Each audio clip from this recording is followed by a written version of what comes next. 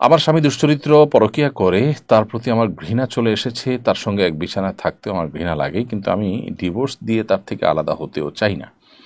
এখন আমি রাতে ভিন্ন রুমে থাকি এবং তাকেও ভিন্ন রুমে রাখি, এটা আমার জন্য জায়েজ হবে কিনা? দেখুন, স্বামীর প্রতি স্বামী অন্যায় করলে, অপরাধ করলে তার প্রতি ঘৃণা চলে আসাটা তোষণীয় নয়। কেউ অপরাধে লিপ্ত হলে তার প্রতি ঘৃণা আসাটা বরং স্বাভাবিক।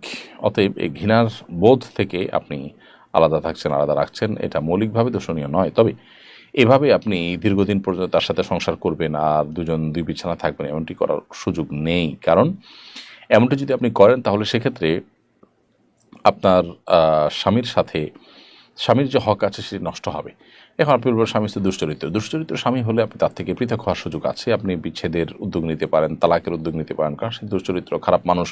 সংশোধন করার চেষ্টা আপনি করবেন। এরপর যদি সম্ভাবনা না থাকে, আশাহত হয়ে যান, তাহলে সেক্ষেত্রে তার থেকে পৃথক হওয়ার রাইট বা অধিকার ইসলাম কিন্তু আপনাকে দিয়েছে। কারণ দুশ্চরিত্র মানুষের সাথে সারা জীবন আপনাকে কাটতে ইসলাম বাধ্য করেন। বিধায় আপনি যতদিন থাকবেন ততদিন স্বামী স্ত্রী সুলভ সম্পর্ক রক্ষা করেই চলবেন।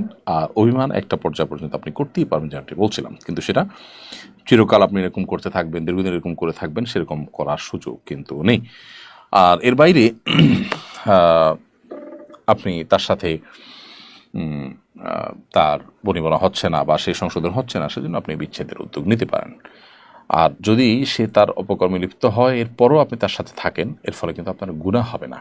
অর্থাৎ আপনি যদি একসাথে থাকেন, একই কক্ষে থাকেন, শারীরিক সম্পর্ক করেন, তাহলে একজন খারাপ মানুষ, তাকে আপনি স্বামী হিসাবে তার সাথে সম্পর্ক বজায় রাখছেন, এই জন্য আপনি গুনাহগার হবেন, ব্যাপারটা সেরকম না। কারণ স্বামী স্ত্রী সুলভ সম্পর্ক যতদিন পর্যন্ত আপনাদের মধ্যে বৈবাহিক সম্পর্ক আছে, ততদিন পর্যন্ত সে সম্পর্ক বজায় রাখাটা বরং স্বাভাবিক। হ্যাঁ, ঘৃণা থাকাটা তার অপরাধের কারণে সেটা অস্বাভাবিক নয়, সেটা আপনার বরং ইমানের দাবি, সেটাও আপনি করবেন। পাশাপাশি স্ত্রী সুলভ দায়িত্ব আপনি পালন করবেন যদি তার অধীনে আপনি থাকতে চান। আর যদি মনে হয় যে না, তার সংশোধনের আশা করা যায় না, আমি পৃথক হয়ে যেতে চাই, তাহলে সে উদ্যোগ আপনি নিতে পারেন।